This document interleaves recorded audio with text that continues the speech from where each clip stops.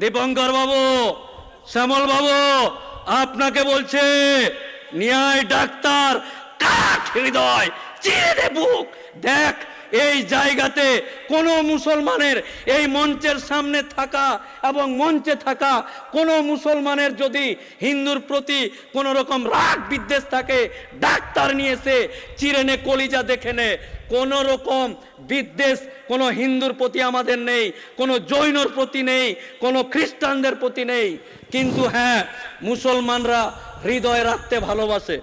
মুসলমানরা সবাইকে নিয়ে ভালোবেসে হৃদয়ে আসো বাবা। ছিলাম যে 10 বিঘা রোডের উপর প্রাচীর দিয়ে ঘেরা এই দামি জায়গাটাকে দেখে লোভ হয়েছে, আর যুক্তি দিচ্ছে এই এলাকার মানুষ বছরে 1টা 2টা 3টা 10টা মরে, তোরা 4 কাঠা ঘেরে নে আর 9.5 বিঘা জমিটা আমাদেরকে দিয়ে দে, আমরা এখানে বাস স্ট্যান্ড করবো।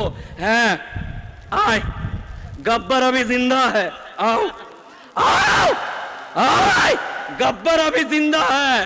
अरे भाई, আমার বাপের জমিতে আমার দাদু ওখানে কবর আছে, আমার মা যে মা 9 মাস ধরে পেটে আমাকে রেখেছিল ওই মায়ের কবর ওখানে আছে, আমার দাদুর কবর আছে, আমার ফুপার কবর আছে। ওই কবরে তোকে ভুটভুটির চাকা, পানের পিঠ, টোটো স্ট্যান্ড করতে দিব। আর মনে হচ্ছে ওর বাপের কিনে আমাদেরকে দান দিয়েছিল এই এলাকার মুসলমানকে যে 10 বিঘা নে। এটা তো নয়, এটা আমার বাপ নিজের মাথার ঘাম পায়ে ফেলে দলিল, খতিয়ান, রসিদ সমস্ত কিছুতে লেখা আছে এই এলাকার মফিজুল কবরস্থান ব্যবহার করার জন্য, মুসলিমদের ব্যবহারের জন্য এই জমি দান করেছে।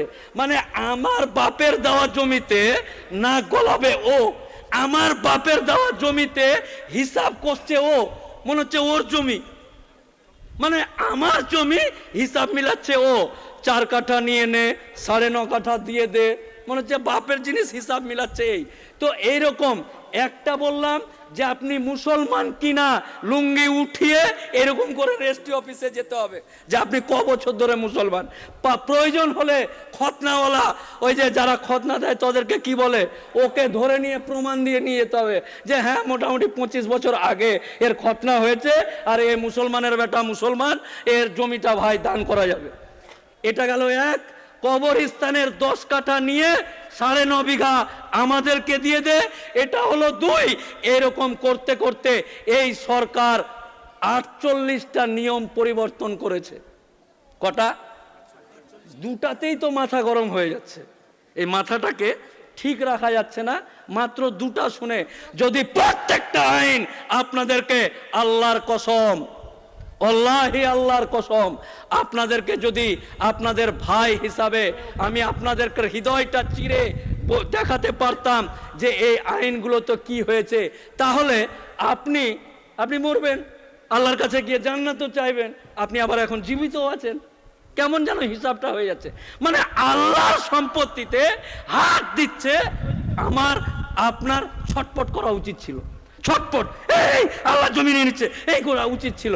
কিন্তু তারপরেও আল্লাহ আমাদেরকে ধৈর্য দিয়েছে, শক্তি দিয়েছে, তাই নিজের কাজ সেরে নিজের জীবন জৈবিকা নির্দিষ্টভাবে কর্মসমর্পণ করে আপনারা প্রত্যেকেই এই জিনিসটা কিন্তু আপনাদেরকে ভালোভাবেই বলি।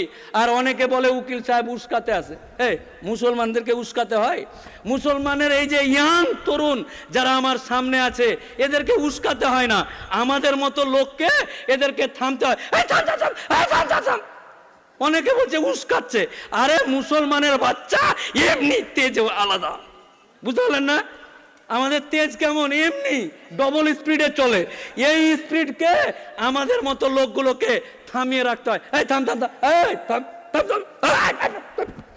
আর অনেকে বলছে উস্কাচ্ছে, উস্কাচ্ছি না রে ভাই, থামাচ্ছি। এই থামো, গণতান্ত্রিক পদ্ধতিতে আন্দোলন করে। ব্যাপারটা বুঝতে পারলেন না? তো এই হলো বিষয়। এই জায়গাতে আপনাদেরকে একত্রিত হয়ে, এটাই শেষ কামড়। দেখেন, আপনাকে এনআরসির নাম করে সিএ পাস করে লুঙ্গি বাহিনীকে লাত মেরে বাংলাদেশ পাঠাবে, এই আইন পাস করে নিয়েছে। করেনি? জানেন না নাকি? পাস করে নিয়েছে। মুসলমানরা হৃদয়টা বড়। অনেকে বলছে এরা খুব হিন্দু মুসলমান করছে। এই দীপঙ্কর বাবু, শ্যামল বাবু, আপনাকে বলছে ন্যায় ডাক্তার, কাঠ হৃদয়, চিরে দে বুক। দেখ এই জায়গাতে কোন মুসলমানের, এই মঞ্চের সামনে থাকা এবং মঞ্চে থাকা কোন মুসলমানের যদি হিন্দুর প্রতি কোন রকম রাগ বিদ্বেষ থাকে, ডাক্তার নিয়েছে চিরে নে, কলিজা দেখে নে। কোন রকম বিদ্বেষ কোন হিন্দুর প্রতি আমাদের নেই, কোন জৈনর প্রতি নেই, কোন খ্রিস্টানদের প্রতি নেই।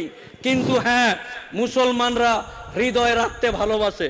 মুসলমানরা সবাইকে নিয়ে ভালোবেসে হৃদয়ে, আসো বাবা আসো, আই লাভ ইউ, হৃদয় অব্দি ঠিক আছে, I love you, I love you too, হৃদয় অব্দি ঠিক আছে।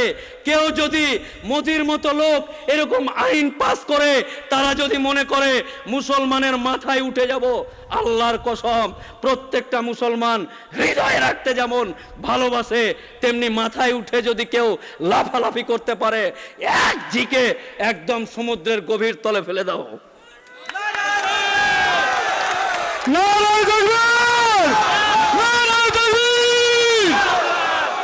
ভালোবাসতে জানি, ইয়েস ইয়েস। আইন মানে, গণতন্ত্র মানে, সংবিধান মানে, সব মানে, সব মানবো, যা বলবে তাই মানবো। কিন্তু কসম আল্লাহর, আল্লাহর সম্পত্তিতে কেউ যদি হাত দেয়, সেই হাত নিজের জান থাকতে যত রকম যা করা প্রয়োজন করতেও রাজি আছে ইনশাআল্লাহ।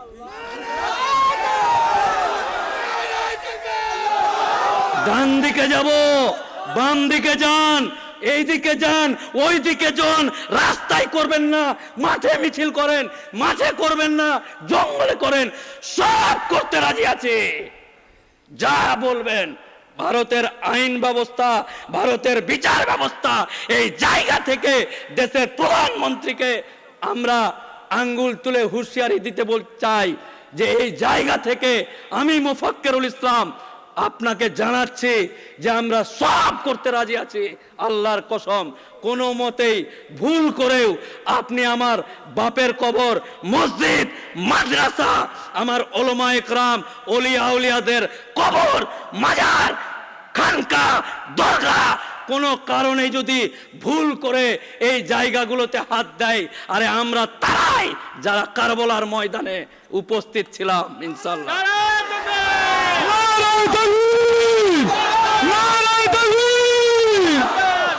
আগামী দিন যদি মনে করে এটা কোনো জাতের বিরুদ্ধে আন্দোলন নয়, এটা কোনো জাতির বিরুদ্ধে আন্দোলন নয়, কোনো পার্টির বিরুদ্ধে আন্দোলন নয়, এই আন্দোলন এমন ভাবে আপনাদেরকে চালাতে হবে। আমি একজন আইনজীবী হিসাবে আপনাদেরকে কলিজাটা কেটে দেখাতে পারতাম, মুখ দিয়ে হাত ভরে জিভাটাকে ছিঁড়ে দেখাতে পারতাম, তাহলে বুঝতে পারতেন বর্তমান দেশের এই যে রাজনৈতিক কুটকাচালের মধ্য দিয়ে এক এক করে এমন কোনো জায়গা নাই যে জায়গাতে আমাদেরকে দাঁড়াবো এরকম জায়গা রেখেছে। তাই আপামর জনসাধারণ কাছে একটাই অনুরোধ, আপনি ব্যস্ত ছিলেন, এনআরসি পাস হয়ে গেছে, আপনি ব্যস্ত ছিলেন উত্তরপ্রদেশের মসজিদ ভেঙে দিয়েছে, আপনি ব্যস্ত ছিলেন স্বামী স্ত্রী বউ বাচ্চা নিয়ে আপনার রাম মন্দির হয়ে গেছে বাবরি মসজিদ ভেঙে, আপনি ব্যস্ত ছিলেন, আপনি গুরুত্ব দেননি, আপনি কোনো কিছুই করেননি, তার জন্য আস্তে আস্তে এক এক করে একেবারে বাপের কবর অবধি চলে এসছে। আল্লাহর কসম দিয়ে আপনাদের সবাইকে বলছি, এই আন্দোলন যদি জান দিতে হও এটাই শেষ, এরপর আর কোনো গল্প চলবে না, এটাই শেষ, এটাই শেষ।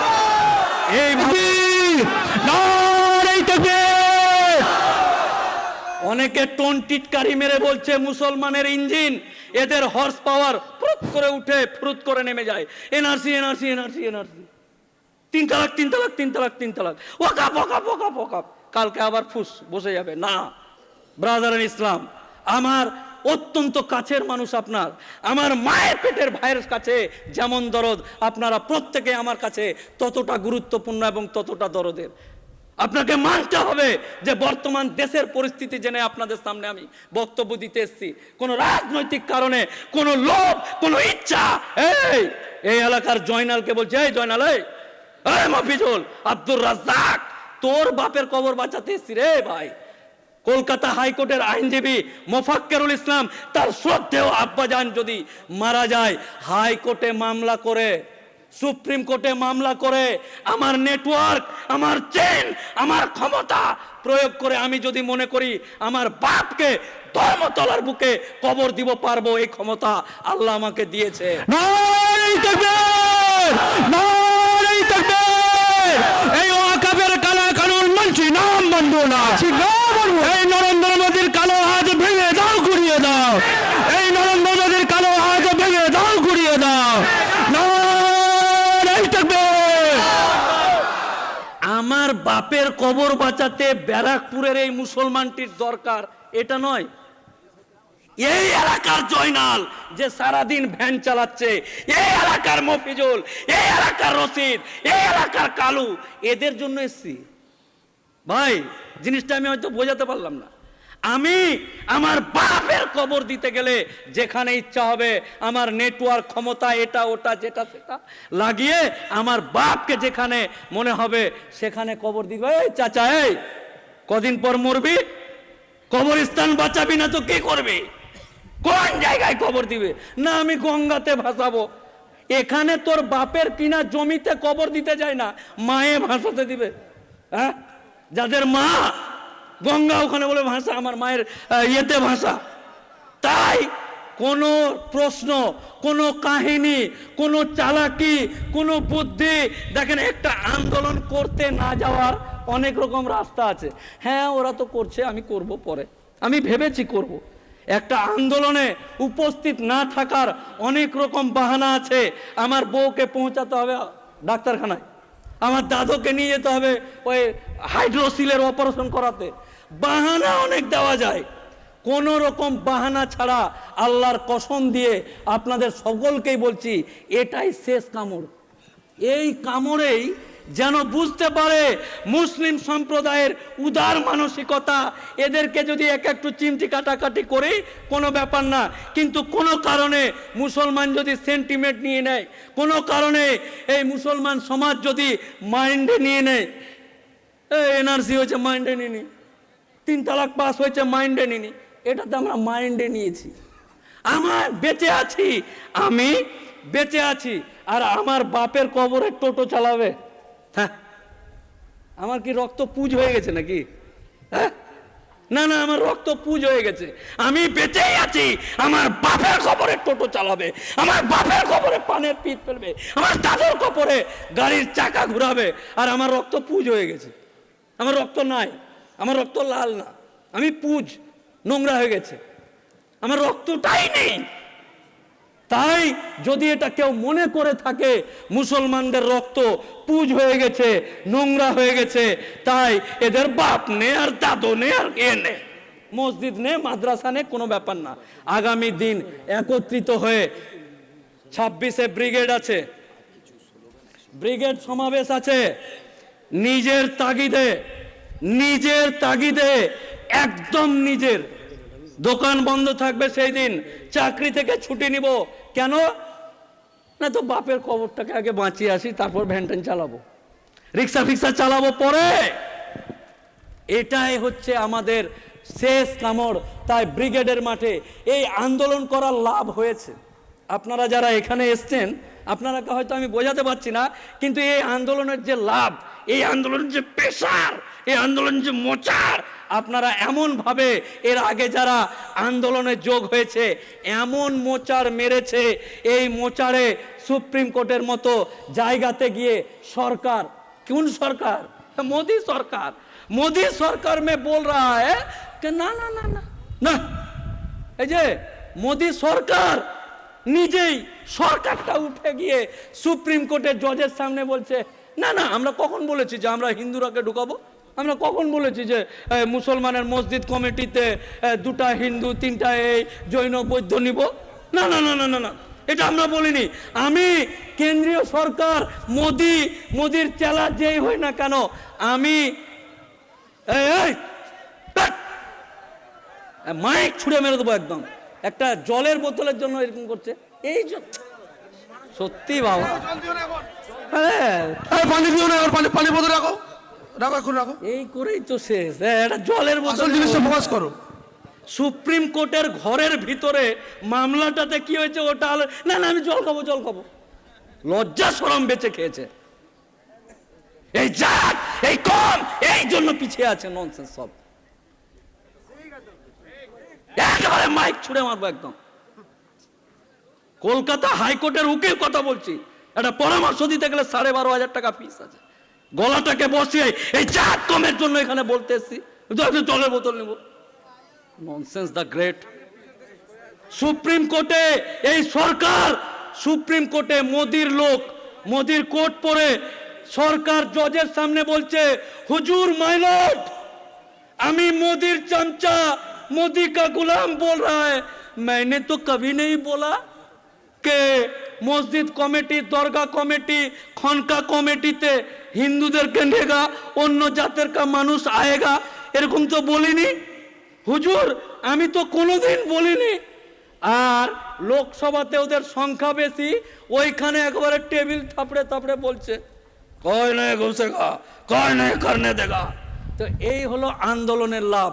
তাই আগামী দিন একত্রিত হয়ে, সংঘবদ্ধ হয়ে, এক বোতল জলের জন্য নয়, নিজের জান থাকতে নিজের রক্ত দিয়ে এই আন্দোলনকে সাকসেস করার কসম খেতে হবে। নারে তাকবীর, নারে তাকবীর, আল্লাহু আকবার। অনেকে বলছে এই কাঠমোল্লা, অনেকে বলছে এই কাঠমোল্লা, এই মোল্লা, তোদের আল্লাহর ঘর নিচ্ছে, তোদের আল্লাহর কি শক্তি কমে গেছে? নাউজুবিল্লাহ। বলছে তোদের আল্লাহর ঘর নিচ্ছে, আল্লাহ বাঁচাবে। আমি তাদেরকে উত্তর দিয়েছি, আপনারা উত্তরটা জেনে নেন। আমরা ইসলাম শরিয়াতে বিশ্বাস করি, আর শরিয়াত কোরআন হাদিস বলছে শেষ নবীর পরে কোনো নবী আসবে না, শেষ নবীর পরে কোনো নবী আসবে না। আর আল্লাহর ঘর আর মক্কা বাঁচাতে যেমন আবাবিল পাখি, এইটুকু পাখি পাথর নিয়ে মেরেছিল, ওই আবাবিল পাখি আসবে না। হযরত আলীর মতো আমাদের সম্প্রদায়, আমাদের জাতে হযরত উমর, হযরত আলী এখন আর নেই।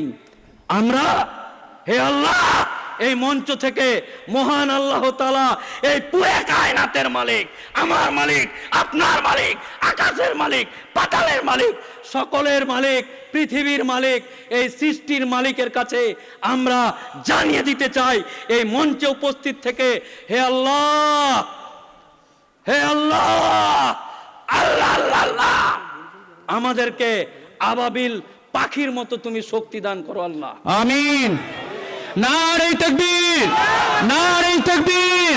এই ওয়াকাফের কালা কানুন মানছি না, মানবো না। এই নরেন্দ্র মোদীর কালো হাত ভেঙে দাও, গুড়িয়ে দাও। এই নরেন্দ্র মোদীর কালো হাত ভেঙে দাও, গুড়িয়ে দাও।